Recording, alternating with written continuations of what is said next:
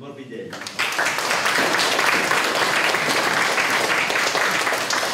Voilà, merci beaucoup. Donc on va effectivement parler un peu de notre système solaire dans un contexte plus vaste, le contexte des systèmes planétaires qui existent autour des étoiles de notre galaxie, parce qu'on en découvre de plus en plus. On est aujourd'hui à connaître environ 5000 systèmes planétaires autour d'autres étoiles que le Soleil. Alors l'idée qu'il y ait des planètes autour d'autres étoiles n'est pas nouvelle. Déjà Giordano Bruno, au XVIe siècle, avait imaginé que les étoiles n'étaient rien d'autre que des soleils, et que donc ces étoiles, comme les soleils, pouvaient être entourées par des planètes, et pourquoi pas, ces planètes pouvaient abriter la vie.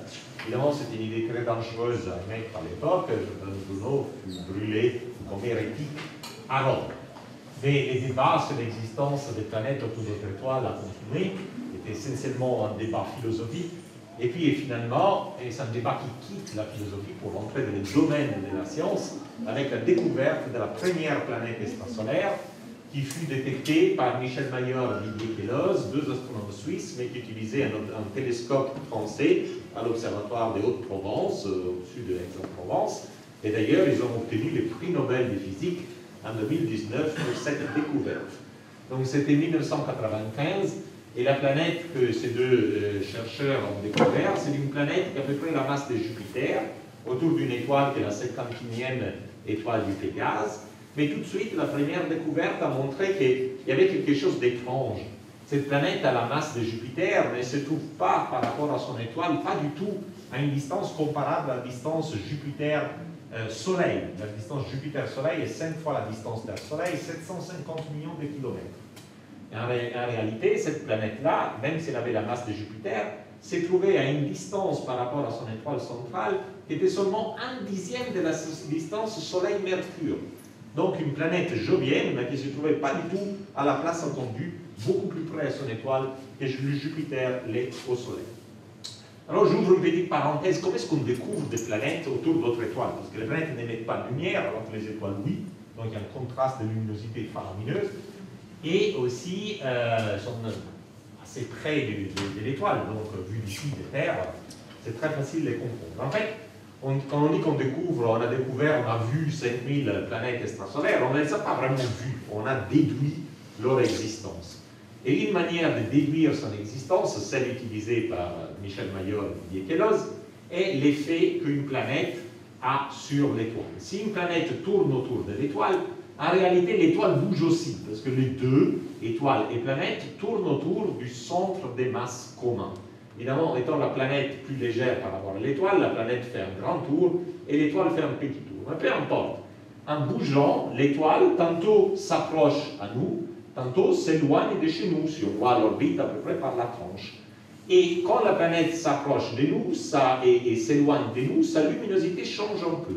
Si elle s'approche de nous, elle est décalée un peu vers le bleu. Si elle s'éloigne de nous, elle est décalée un peu vers le rouge. C'est ce qu'on appelle l'effet Doppler, qui existe en acoustique aussi. Quand vous entendez une voiture de police qui arrive, le son est très aigu si la voiture de police vous approche, il devient très grave quand la voiture de police s'éloigne. C'est le même processus, et ça concerne toute nos transmissions par oscillation, par longueur d'onde. Et donc, quand on observe une étoile, si on voit que sa lumière, de façon régulière, est décalée tantôt vers le bleu, tantôt vers le rouge, on peut déduire l'ampleur de ces mouvements, et donc on peut déduire la période et la masse de la planète qui demeure invisible directement, mais dont l'existence est révélée par ces mouvements oscillatoires de l'étoile.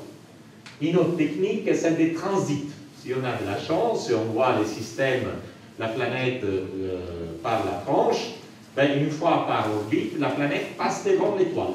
Et quand elle passe devant l'étoile, ben, elle cache un peu la lumière stellaire. Donc, crée une petite éclipse très partielle, parce qu'évidemment, la planète est beaucoup plus petite par rapport à l'étoile, mais suffisante pour la détecter. Si on regarde la luminosité de l'étoile, ça baisse un tout petit peu quand la planète passe devant. Alors, vraiment un tout petit peu. Pour les astronomes amateurs dans la salle, c'est l'ordre de la millimagnitude. Donc, il faut des instruments très puissants, très précis.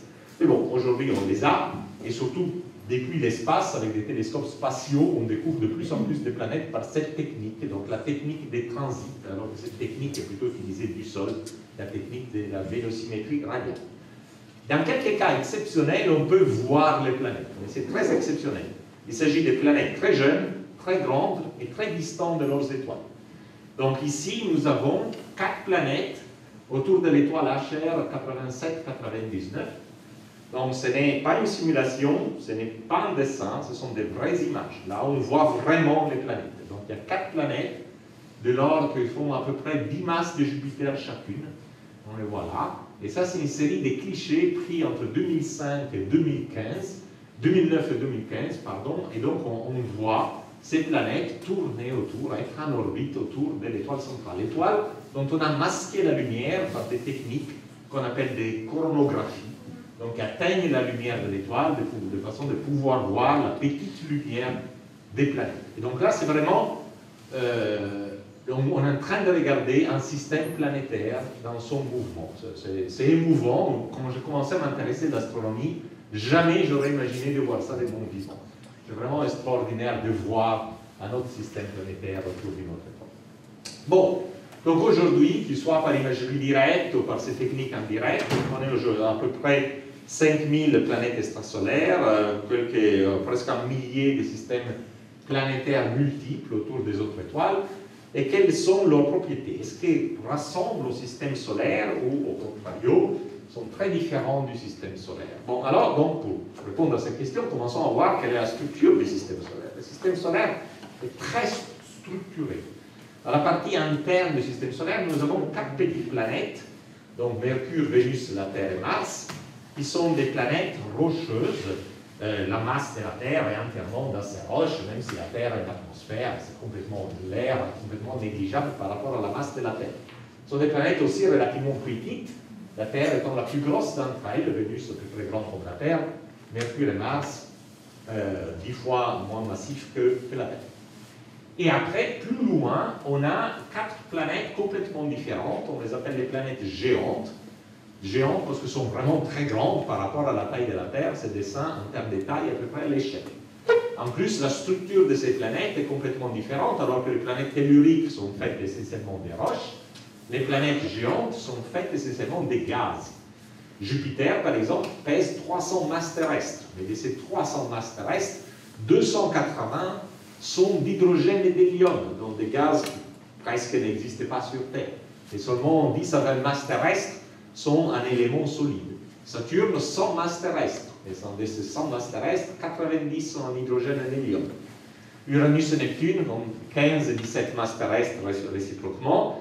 Et là, bon, quand même, quelques masses terrestres faites aussi d'hydrogène et d'hélium. Donc, c'est des planètes, donc il y a une grosse composante de gaz, alors que les gaz sont pratiquement négligeables pour les planètes telluriques. Et toutes les planètes tournent autour de l'étoile sur les mêmes plans, et toutes les planètes ont des orbites qui sont pratiquement circulaires. Et les théories que, pendant les siècles, les astronomes avaient développées pour expliquer l'origine du système solaire, visaient à expliquer la structure du système solaire telle qu'elle est, telle que nous l'observons, avec l'idée sous-jacente que tout système planétaire autour de n'importe quelle étoile aurait dû à peu près avoir la même structure. Petite planète rocheuse à l'intérieur, grosse planète gazeuse à l'extérieur. Pourquoi? Parce que les lois de la physique sont universelles, et donc partout dans l'univers, on doit avoir les mêmes lois de physique à l'œuvre, et donc les mêmes résultats. Et c'est là que la découverte des planètes extrasolaires a vraiment été un choc pour les astronomes, parce que ce qu'on voit autour des autres étoiles est assez différent. Et justement, déjà la première découverte, une planète jovienne à une distance qui est 1/10 de la distance Soleil-Mercure, était absolument non atomique. Donc ces diagrammes vous montrent un peu toutes les planètes extrasolaires connues à ce jour, dans un seul diagramme. Donc il y a 2 axes, donc c'est l'axe horizontal montre la distance entre la planète et l'étoile, et l'axe vertical montre la masse de la planète en masse de Jupiter. Donc ici, par référence, 4 planètes du système solaire, Jupiter et Saturne, donc Jupiter a une masse de Jupiter, et la Terre et Vénus. Et la Terre se trouve à une unité astronomique. C'est la définition d'unité astronomique, c'est la distance Terre-Soleil. Donc Vénus un peu plus près de la Terre, et a la même masse de la Terre. Jupiter a 5 fois la distance Terre-Soleil, 5 unités astronomiques, elle est 300 fois plus massif que la Terre, et Saturne se trouve à 9 unités astronomiques. Les points rouges et bleus que vous voyez là sont les planètes extrasolaires découvertes. Pour la petite note bleue, si c'était découvert par l'effet Doppler, rouge si ça a été découvert par transit, orange si ça a été découvert par imagerie directe, etc. Bon, peu importe. Ce qu'on voit est que les planètes extrasolaires se classent facilement en 3 groupes. On a un groupe, celui qu'on appelle le groupe de Jupiter chaud. Pourquoi? Parce que c'est des planètes qui ont grosso modo la même masse de Jupiter, on se souvient de les appeler Jupiter, mais sont beaucoup plus près à leur étoile centrale, comme 51 Pégase B, la première planète découverte par Major et Kelos. Et donc, étant très près de l'étoile centrale, sont très fortement chauffés par l'étoile, il fait incroyablement chaud dans leur atmosphère. Donc, Jupiter chaud, c'est un bon groupe. Le deuxième groupe, c'est celui-là, donc on appelle les Jupiter tièdes, toujours une masse comparable à la masse de Jupiter, on peut aller une fois plus, mais bon, à peu près c'est la même masse de Jupiter, sont en général plus près du Soleil que Jupiter. Jupiter est un peu l'extrême externe, et on a des indications qui montrent que les nombres de planètes chutent avec la distance à l'étoile. Donc c'est plutôt des Jupiters plus tièdes que Jupiter, parce qu'ils sont plus près à leur étoile que Jupiter, et parfois ils occupent même la même place que la Terre. Vous voyez, ici nous on a les planètes telluriques, l'unité astronomique, et on a pas mal de Jupiters qui ont exactement la même orbite que la Terre par rapport à leur étoile centrale. Et après, le troisième groupe est celui-ci, ce qu'on appelle le groupe des super-terres. Donc, ce sont des planètes un peu plus grandes que la Terre, un peu plus massives que la Terre, de 3 à 5, 10 fois plus que la Terre. Elles aussi assez près de l'étoile, donc à des distances typiquement internes à la distance entre Vénus et les soleils, comparable à celle de Jupiter chaud ou de cette région où il n'y a pas de planète géante. Donc il y a 2 choses à retenir de ce diagramme. Il y a énormément d'étoiles comme des planètes qu'on n'a pas ici. Jupiter chaud, Jupiter tiède, super-terre, il n'y en a pas dans le système solaire. Donc en fait, entre 50 et 70% des étoiles ont des planètes qui n'ont pas d'analogue dans le système solaire. L'autre chose qu'on pourrait voir tout de suite est qu'on n'a pas encore découvert des planètes semblables à celles de notre système solaire. Il n'y a pas de point ici où il y a Vénus et la Terre, par exemple. Il n'y a pas de point ici où il y a Saturne. Seulement Jupiter est un peu à la marge de la distribution des planètes découvertes. Donc, à l'exception de Jupiter, on n'a pas encore découvert d'autres planètes équivalentes à celles du système solaire, mais ceci est dû à des limitations, probablement dans les techniques observationnelles. La Terre et Vénus sont trop petites pour être vues, pour être détectées encore. Saturne est trop loin du Soleil pour être vu et détecté.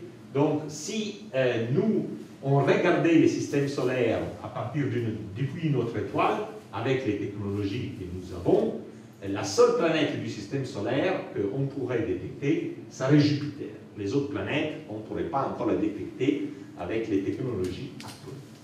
Donc, si on pose la question de quelle est la fraction des systèmes planétaires qui ressemblent au système solaire, observationnellement, on ne peut pas encore dire grand-chose, parce que les planètes du système solaire, sauf Jupiter, on ne pourrait pas les découvrir, même s'il y en a d'autres. Donc, pour le moment, la seule réponse qu'on peut donner est de dire quelle est la fréquence des couples Soleil-Jupiter. Parce que les équivalents de Jupiter, ça, on peut les découvrir.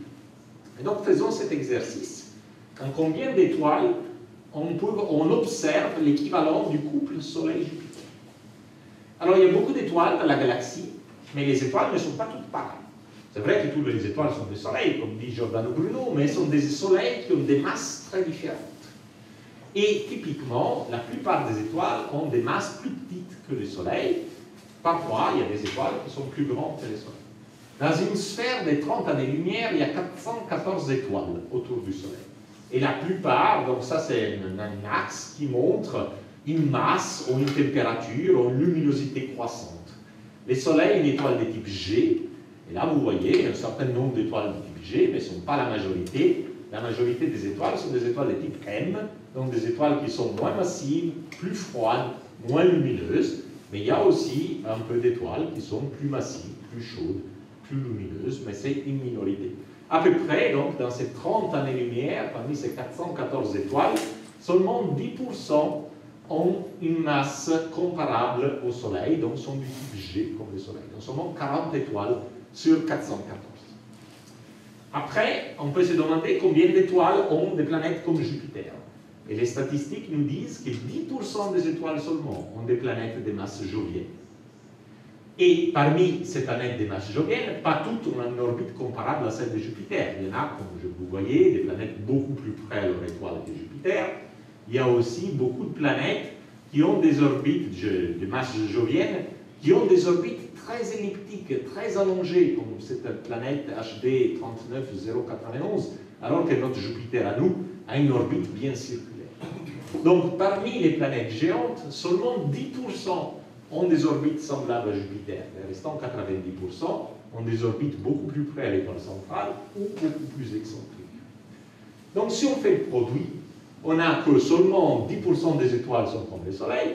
Parmi ces étoiles, seulement 10% ont des planètes avec une masse comparable à Jupiter. Parmi ces planètes de masse comparable à Jupiter, seulement 10% ont une orbite semblable à celle de Jupiter. Et en plus, seulement 50% des étoiles n'ont pas des super-terres à l'instar du système solaire. Donc si on fait le produit, on trouve 0,05%. Donc tout au plus, une étoile sur 2000 est comparable au couple Soleil-Jupiter. Donc on peut dire aujourd'hui, des points de vue observationnels, que le système solaire est tout au plus représente un système planétaire sur 2000 seulement. Et évidemment, le système solaire est bien plus complexe que les simples couples Soleil-Jupiter. Donc quand on pourra voir des planètes plus petites, on s'apercevra que bon, la probabilité qu'une planète, qu'un système avec un bon Jupiter et la Terre est encore 10%, etc., etc. Donc le système solaire est rare. L'équivalent du système solaire est rare dans la galaxie. Et ça, c'est quelque chose qu'on ne s'attendait pas avant la découverte des planètes extrasolaires et qu'on apprend donc justement avec les nouvelles découvertes. Cependant, dans la galaxie, il y a beaucoup d'étoiles, il y a 100 milliards d'étoiles dans la galaxie. Donc même si la probabilité de faire un système équivalent au système solaire est petite, 1 sur 2000, il y aurait quand même 50 millions de couples Soleil-Jupiter dans la galaxie, candidat système solaire. Donc, comment est-ce qu'on comprend donc, le fait que les systèmes solaires soient si atypiques et cette grande diversité parmi les systèmes planétaires observés? Alors, pour essayer de répondre à cette question, je vais faire un petit détour, un petit ABC de la formation planétaire, très simplifié, pour vous montrer un peu ce qui se passe. Donc, comme je disais au départ, les lois de la physique sont les mêmes partout. Pourtant, les résultats sont très différents, parce que les systèmes planétaires sont très différents et les systèmes solaires sont très atypiques. Donc, il faut comprendre à quel moment, même si au départ, toutes les choses se passent de la même manière, en suivant les mêmes lois, à quel moment les évolutions divergent et peuvent aboutir à des résultats différents.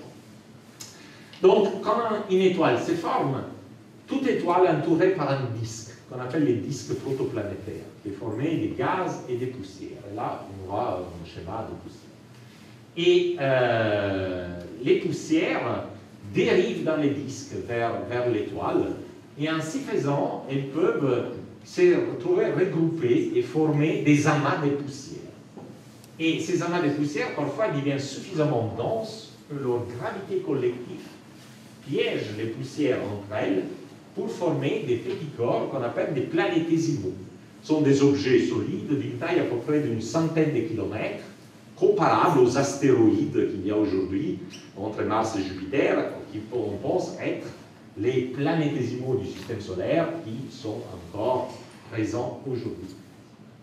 Ces planétésimaux, une fois formés, donc, restent quand même dans les disques des gaz et des poussières.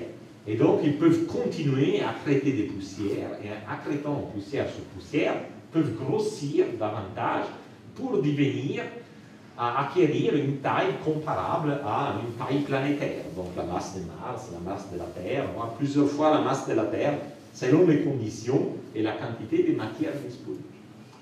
Donc, tout ça devrait se passer dans n'importe quel disque protoplanétaire autour de n'importe quelle étoile. Une autre propriété générale est que dans les disques protoplanétaires, il fait très chaud dans la partie interne parce qu'on est réchauffé par l'étoile, et il fait plutôt froid dans la partie externe parce qu'on est moins chauffé par l'étoile. Donc, dans la partie interne, les matériaux solides, ces poussières qui commencent le jeu de la formation planétaire, ne peuvent qu'être des poussières, des matériaux réfractaires, comme les roches, donc des matériaux qui peuvent être solides à très haute température. Alors que plus loin, où il fait froid, même l'eau devient solide. Et donc, en plus du matériel réfractaire, on a à notre disposition pour fabriquer des planétésimaux et des planètes, aussi la glace d'eau. Donc il y a dans les disques une séparation qu'on appelle la ligne des glaces, en deçà de laquelle il y a seulement les poussières les plus réfractaires qui sont solides, mais au-delà on a beaucoup plus de matériel solide parce qu'on a en plus des réfractaires aussi la glace d'eau qui à peu près compte pour 50% de la matière solide. Et donc, par conséquent, vu qu'il y a plus de matière solide à disposition au-delà de la ligne des glaces, on pense que les planétésimaux, les protoplanètes qui se forment au-delà de la ligne des glaces soient plutôt grosses au départ, quelques masses terrestres, alors que les planètes qui se forment en deçà de la ligne des glaces, ayant moins de matière à disposition, et aussi sans doute des poussières plus petites, grossissent moins et peuvent atteindre une masse comparable à la masse des Mars. Donc il y a une dichotomie qui se développe dans le système planétaire avec des protoplanètes avec une masse comparable à la masse des Mars, en deçà de la ligne des glaces, et au-delà, des protoplanètes qui peuvent avoir quelques masses terrestres. Encore une fois, c'est quelque chose de générique qui devrait se passer autour de toutes les étoiles de la galaxie. Mais il y a un autre processus qui est générique, c'est qu'une fois qu'une planète devient suffisamment grande, elle interagit gravitationnellement avec les disques, et ceci l'amène à migrer dans les disques vers l'étoile centrale. Cette migration est importante pour les planètes plutôt grosses, comme celles qui se forment au-delà de la ligne des glaces, tandis qu'elle est presque négligeable pour les petites planètes qui se forment en deçà de la ligne des glaces dans la zone des silicates. Et donc, ce qui se passe, c'est que ces planètes majeures qui tendent à se former dans les parties froides du disque tendent à migrer vers l'étoile et envahissent les domaines des petites planètes. Alors, c'est le cas de le dire, excusez-moi l'expression, ça fout le bordel. Et c'est là que l'évolution des systèmes planétaires diverge. Parce que quand il y a des planètes qui rentrent, selon le nombre de planètes qui rentrent, leur masse, leur vitesse, les systèmes internes vont être plus ou moins chamboulés, et c'est ça la clé pour donner l'origine à des systèmes planétaires complètement différents entre eux. Pour vous donner une idée, voici quelques schémas, en fait, sont tirés des simulations numériques que nous avons fait à Nice, mais qui présentent des cas typiques, des cas d'école. Je ne veux pas être exhaustif sur les évolutions possibles des systèmes planétaires, ça serait bien trop compliqué. Mais je vous montrer comment, à part des simples recettes, on peut obtenir des systèmes planétaires complètement différents. Qu'est-ce qu'on voit ici? On voit une étoile avec son disque vu par la tranche. Et donc là, il y a la distance à l'étoile centrale, donc les disques en bord interne, et une ligne des glaces à peu près par ici. Donc sur l'axe horizontal, c'est la distance à une unité astronomique. Je vous ai représenté ici les 4 planètes telluriques, Mercure, Vénus, la Terre et Mars, pour vous rappeler la signification de ces distances. Donc les planètes telluriques sont ici. Donc, je vous disais, on s'attend à ce que les planètes majeures se forment au-delà de la ligne des glaces, c'est ces boules vertes là, hein, dont la couleur proportionnelle à la masse qu'elles ont. J'ai complètement négligé les petites planètes à l'intérieur, par simplicité. Donc, on fait une simulation de ce qui se passe. Et ce qui se passe, c'est que les planètes, comme je vous disais, migrent vers l'étoile centrale. Parfois, il y a des petits renversements, mais ce sont non temporaires. Donc, toutes les planètes migrent, quittent la partie externe du disque, rentrent à l'intérieur, traversent, comme vous voyez, la région des planètes telluriques, donc il y avait quelque chose qui est en train de se former là, ça les balaye au passage, et migrent jusqu'au bord interne du disque, où la migration forcément s'arrête, parce que le disque se termine, les planètes s'amassent là, et restent ici sur place pour former un système qui est très semblable au système des super-terres qu'on observe autour d'à peu près la moitié des étoiles. Mais bon, on observe seulement autour de la moitié des étoiles. Par exemple, le système solaire n'a pas du tout de super-terre, un dixième de l'unité astronomique du Soleil. Donc, qu'est-ce qui peut se passer d'autre qui empêche ces mouvements de migration et toutes ces planètes qui migrent, d'émigrer du disque externe vers les bords internes du disque? Une possibilité est que parmi ces protoplanètes grandes qui se forment au-delà de la ligne des glaces, la plus interne, par chance, devient un peu plus grosse, et suffisamment grosse que par gravité commence à tirer des gaz du disque. Et donc elle va acquérir une atmosphère épaisse et va devenir très lourde, un peu comme Jupiter, comme vous vous souvenez, de ces 300 masses terrestres à 280 masses d'hydrogène et d'hélium, donc capturé, un gaz capturé à partir du disque protoplanétaire.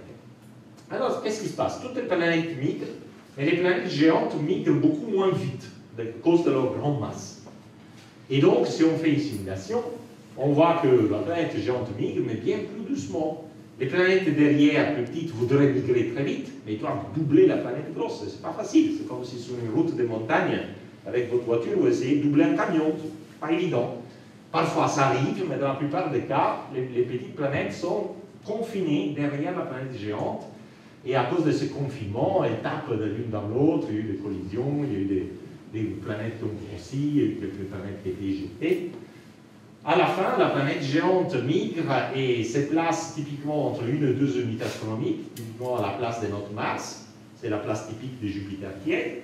Il n'y a pas de super-Terre au bord interne, parce que toutes les candidates super-Terre ont été retenues derrière la planète géante. Donc ça commence à rassembler un peu au système solaire, dans le sens qu'il n'y a pas de super-Terre près du Soleil. Mais bon, notre Jupiter n'est pas, heureusement, à la place de Mars, parce que si Jupiter était à la place de Mars, il nous ferait beaucoup de mal, parce qu'il est très gros, et donc l'orbite de la Terre, ça va être très très secoué. Donc il y a encore quelque chose d'autre qui s'est passé dans le système solaire. Et on pense que cette chose d'autre est que, par chance, la deuxième des planètes qui se formait au-delà de la ligne des glaces a aussi commencé à capturer des gaz pour devenir assez massive et devenir donc Saturne.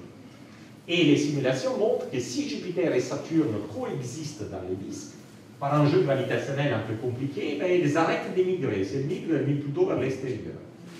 Et donc, ce qui se passe dans ces cas-là, c'est que Jupiter et Saturne font du surplace. Les petites planètes derrière qui voudraient migrer vers le Soleil, cette fois, n'ont pas un camion à doubler, mais deux, donc c'est vraiment impossible. Donc, elles restent vraiment toutes derrière, elles sont très confinées, elles ont des collisions entre elles, et c'est ainsi qu'on forme, par exemple, Uranus et Neptune. C'est qu'on va voir d'ailleurs dans cette simulation, un bout de temps, là, les quatre planètes qui s'amassent derrière Jupiter et Saturne, ils ont une phase d'instabilité, et donc elles vont collisionner entre elles, si ça arrive, et voilà, et donc plus laisser plus que deux planètes d'une quinzaine de masses terrestres derrière Jupiter et Saturne, qui sont l'équivalent d'Uranus et Neptune. Donc on comprend par ces schémas que pour faire un système planétaire, et ça c'est ce qui nous sauve, pardon, j'ai oublié de dire, c'est ce qui nous sauve parce que le fait que Jupiter et Saturne sont restés loin de chez nous, et ils ont retenu derrière elles toutes les autres protoplanètes, a laissé la région des formations des planètes telluriques intacte. Et donc c'est là que nos planètes telluriques, à partir de ces petites planètes rocheuses réfractaires, ont pu se fabriquer sur une échelle de temps de quelques dizaines de millions d'années. Donc évidemment, pour faire une structure comme celle du système solaire, avec un Jupiter lointain, une Terre, une unité astronomique, etc., il faut pas mal de contingences. Il faut pas mal d'événements chanceux qui ont lieu au bon moment, dans la bonne séquence, etc. Sinon, le système planétaire prend tout à fait une autre évolution et aboutit à quelque chose de très différent. Donc ceci nous amène à une question très importante, très intéressante, sur laquelle l'humanité s'interroge depuis toujours. Sommes-nous seuls dans l'univers? Autrement dit, est-ce que la Terre serait unique? Pour paraphraser les titres d'un documentaire que j'ai passé sur France 5 il y a une quinzaine de jours. Et il faut savoir que depuis l'invention des radiotélescopes, donc depuis une vingtaine d'années, il y a des radiotélescopes sur Terre qui observent les ciels à la recherche des signaux artificiels, des signaux radio, des signaux radar que certaines civilisations auraient pu émettre, comme nous on les émet, parce que quand nous on communique nos satellites artificiels qui vont visiter Jupiter, Pluton et compagnie, évidemment nos signaux radio se baladent dans la galaxie.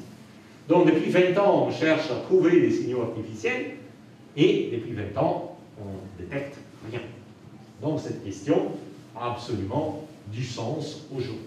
Donc, certainement, pour faire un système planétaire comme les systèmes solaires, il faut beaucoup de contingences.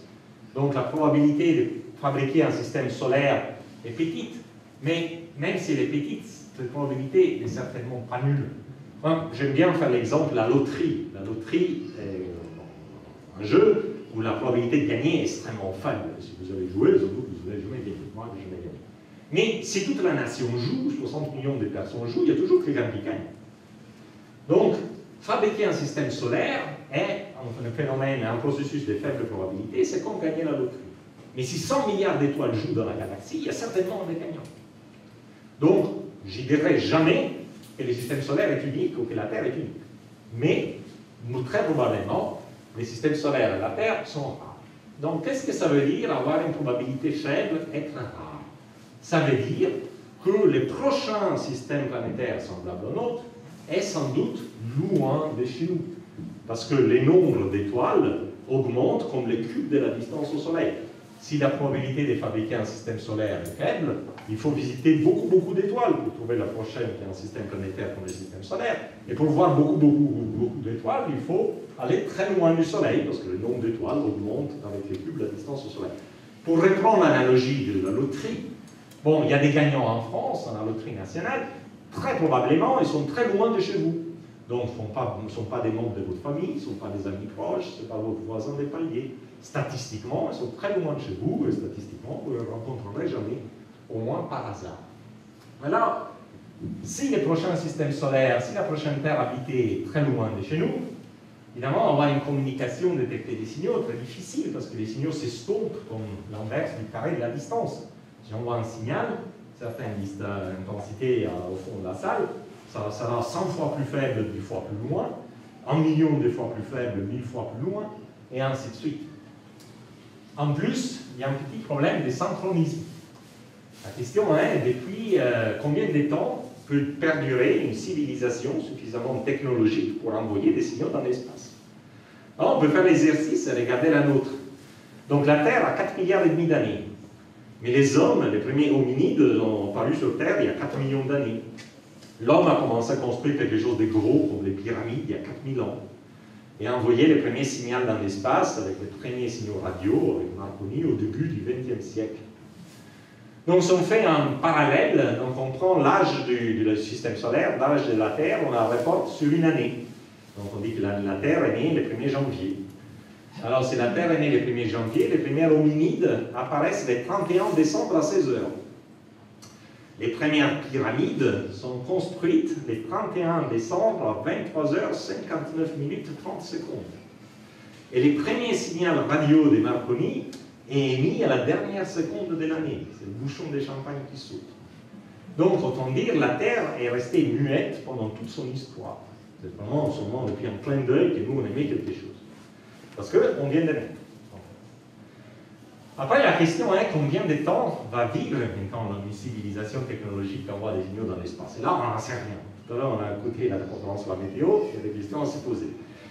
Même si on est optimiste, que bon, à travers les crises, on va perdurer, on va prendre nos erreurs, etc. Est-ce qu'on va durer encore un millénaire, 10 000 ans, 100 000 ans, 1 million d'années? Même si on durait 1 million d'années comme civilisation technologique, 1 million d'années, c'est seulement un 10 millième de l'âge de la Terre. La Terre et le Soleil vont vivre 10 milliards d'années. Donc, il y a un problème de synchronisme.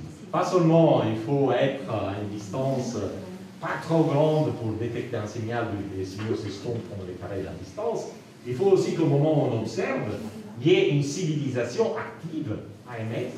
Sur cette planète, peut-être qu'il y a des planètes qui sont habitées, mais il n'y a personne qui s'est envoyé des signaux. Et donc, ce n'est pas du tout étonnant que depuis 20 ans, nous n'avons pas reçu, nous n'avons pas détecté des signaux artificiels. Ça ne veut pas dire que la vie n'existait pas, et ça ne veut pas dire que la vie intelligente n'existait pas, mais très probablement, on peut vraiment dire que la vie intelligente, au moins, sont rares, et donc les possibilités de communication sont faibles. Est-ce que j'ai encore une dizaine de minutes, ou je peux m'arrêter, je vais m'arrêter ici? Ok, si je peux encore continuer 5 minutes, je vais aller très vite. Vous pourrez vous dire, ok, mais tu as basé tout ton topo sur le fait que pour avoir la vie, il faut être sur une Terre analogue à la Terre, dans un système solaire analogue au système solaire. C'est un peu restrictif tout ça, c'est géocentrique. Et bon, vous avez peut-être raison. Est-ce que la vie pourra être sur des mondes exotiques, différents des Terres, différents de la Terre, dans des systèmes planétaires différents du Soleil? Et les astronomes se posent ces questions très sérieusement. Et les meilleurs candidats pour abriter la vie sont ces super-terres, donc planètes différentes de la Terre, plus près de l'étoile centrale, peu plus grand que la Terre, mais pourquoi pas, est-ce que la vie pourrait se développer là-dessus? Alors, pour que la vie se développe, il faut, conditions nécessaires, bon là je passe, il faut qu'il y ait de l'eau liquide, parce que l'eau liquide est vraiment essentielle à tous les processus biologiques. Et ça, ce n'est pas une vision géocentrique, anthropocentrique, on dirait que c'est vraiment une vision universelle. Et pour avoir de l'eau liquide à la surface, il faut que la planète soit à la bonne distance de l'étoile, parce que s'il est trop près, il fait trop chaud, toute l'eau évapore, c'est le cas de Vénus. Si c'est trop loin, il fait trop froid, toute l'eau gèle, c'est le cas de Mars. Il faut être à la bonne distance. Et la Terre est pile poil à la bonne distance. Après, quelle est la bonne distance? Ça dépend un peu de l'atmosphère, s'il y a de l'anhydride carbonique, l'effet de serre ou pas. Mais bon, quand même, cette zone a une certaine frontière. Alors, petite histoire, les soleils se réchauffent de plus en plus, parce que comme l'étoile, elle évolue. Et donc, la zone habitable du système solaire se déplace vers l'extérieur. Donc, ça n'a rien à voir avec les réchauffements climatiques qu'on a entendu tout à l'heure, ça c'est purement anthropique. Mais sur des échelles de temps de milliards d'années, ça réchauffe, et ça réchauffe à cause du soleil. Et dans 2 milliards d'années, la Terre sortira de la zone habitable. Donc, quoi qu'on fasse, nous, dans 2 milliards d'années, on ne sera plus là, parce que l'eau liquide sur Terre n'existera pas. Donc, où est cette zone habitable? Ben, ça dépend de la masse et de la luminosité de l'étoile. Pour une étoile de type solaire, elle se situe à l'unité astronomique, et donc la Terre est pile poil dedans. Sur des étoiles plus chaudes, il faut aller plus loin.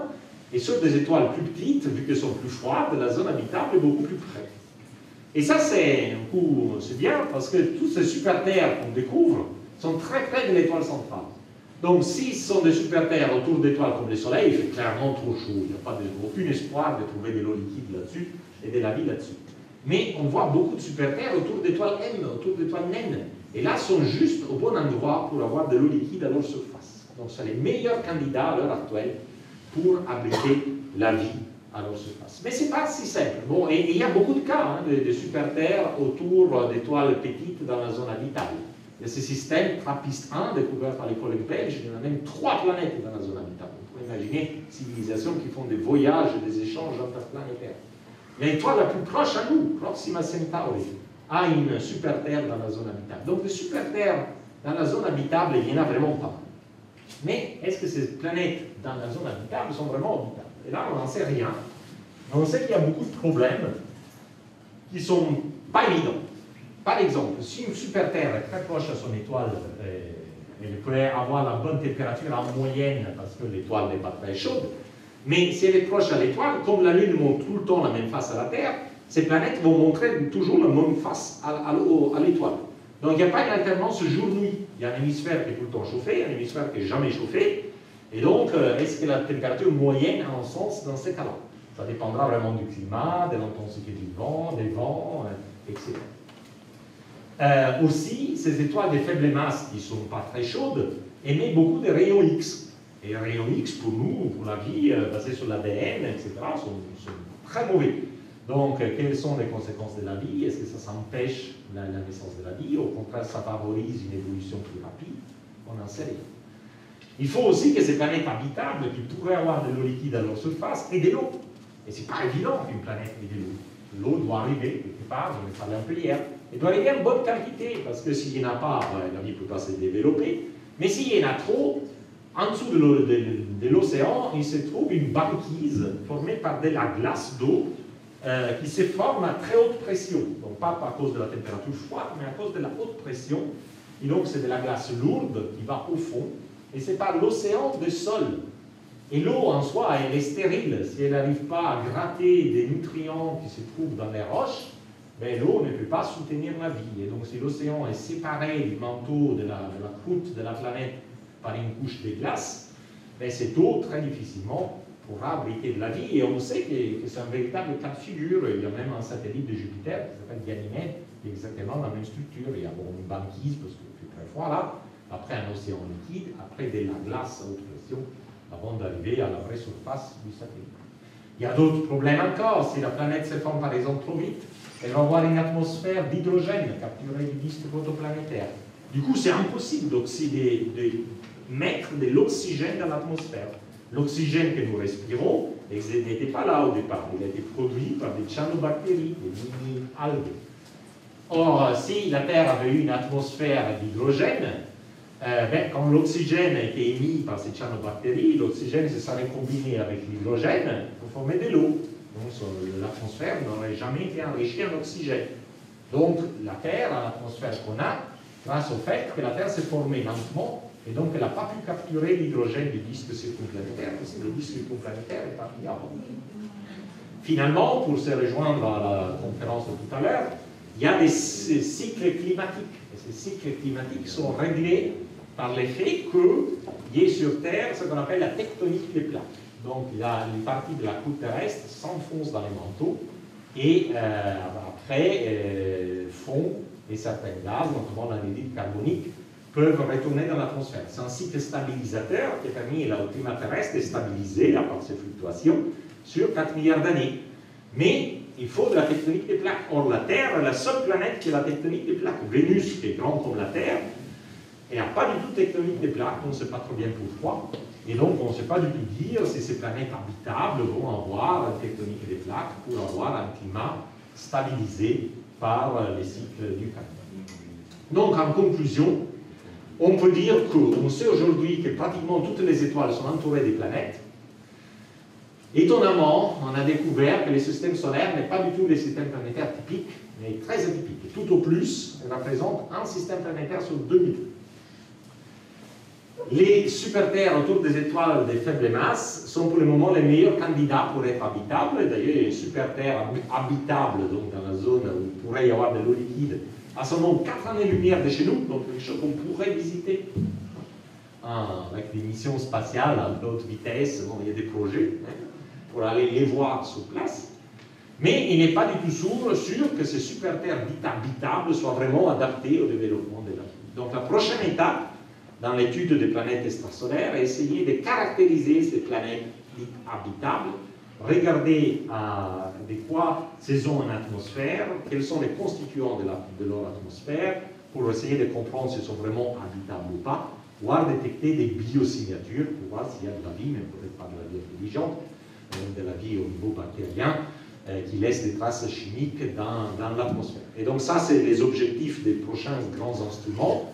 Et en particulier, il y a 2-3 instruments à venir. Il y a un grand télescope spatial qui s'appelle le JWST, et il y a 2 télescopes spatiaux européens lancés par l'Agence spatiale européenne, Plateau qui devrait découvrir davantage des terres et super-terres habitables, et Ariel qui est vraiment un télescope dédié à l'observation de l'atmosphère de ces planètes pour voir quelle est la nature de ces atmosphères et est-ce que ces planètes pourraient vraiment abriter la vie.